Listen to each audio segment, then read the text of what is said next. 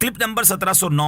اس clip میں آپ قرآن پاک کی سورہ حاقہ کی آیت نمبر 4 سے 8 تک کی تلاوت، ترجمہ قرآن اور تفسیر قرآن صراط الجنان سماعت فرمائیں گے۔ بسم اللہ الرحمن الرحیم۔ ترجمہ، اللہ کے نام سے شروع جو نہایت مہربان رحمت والا ہے۔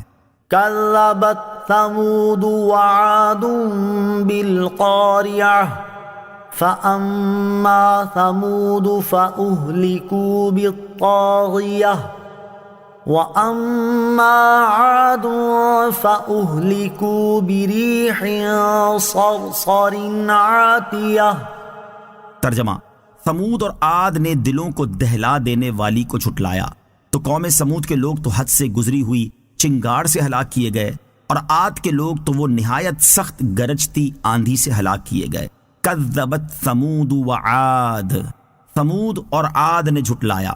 اس سے پہلی آیت میں قیامت کی ہولناکی اور شدت کو بیان کیا گیا، اور یہاں سے سابقہ امتوں میں سے ان لوگوں کا انجام بیان کیا گیا جنہوں نے قیامت کو جھٹلایا، تاکہ کفار مکہ ان سے نصیحت حاصل کریں اور قیامت کو جھٹلانے والوں کا انجام دیکھ کر ڈریں۔ چنانچہ اس آیت اور اس کے بعد والی 2 آیات کا خلاصہ یہ ہے کہ حضرت صالح علیہ الصلوۃ والسلام کی قوم سمود نے اور حضرت ہود علیہ الصلوۃ والسلام کی قوم عاد نے طرح طرح کی دہشتوں اور ہولناکیوں سے دلوں کو دہلا دینے والی قیامت کو جھٹلایا، تو دیگر جرائم کے ساتھ ساتھ اس جرم کی وجہ سے بھی قوم سمود کے لوگ تو شدت میں حد سے گزری ہوئی چنگھاڑ یعنی سخت ہولناک آواز سے ہلاک کر دیے گئے، اور عاد کے لوگ انتہائی سخت گرجتی آندھی سے ہلاک کر دیے گئے، اور وہ لوگ اپنی طاقت اور قوت کے باوجود بھی اس آندھی کو روک نہ سکے۔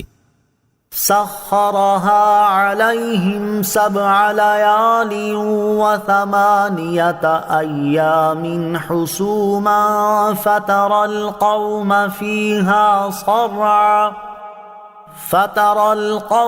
فيها صرعا كأنهم أعجاز نخل خاوية فهل ترى لهم من باقية۔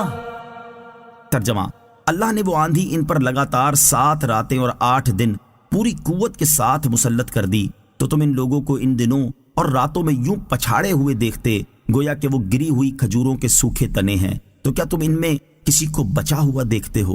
سخرها علیہم 7 لیال و8 ایام حسوما، اللہ نے وہ آندھی ان پر لگاتار 7 راتیں اور 8 دن پوری قوت کے ساتھ مسلط کر دی۔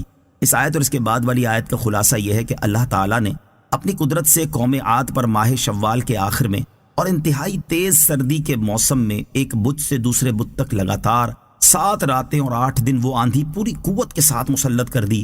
تو اے مخاطب، اگر تم اس واقعے کے وقت وہاں موجود ہوتے تو ان لوگوں کے ان دنوں اور راتوں میں پچھاڑے ہوئے دیکھتے، اور ہلاک ہونے کے بعد وہ لوگ ایسے معلوم ہوتے تھے جیسے وہ کھجور کے گرے ہوئے سوکھے تنے ہیں۔ تو کیا تم ایمان والوں کے علاوہ ان میں سے کسی چھوٹے بڑے مرد یا عورت کو بچا ہوا دیکھتے ہو؟ کہا گیا ہے کہ 8ویں روز جب صبح کو وہ سب لوگ ہلاک ہو گئے تو ہواؤں نے انہیں اڑا کر سمندر میں پھینک دیا، اور ان میں سے ایک بھی باقی نہ رہا۔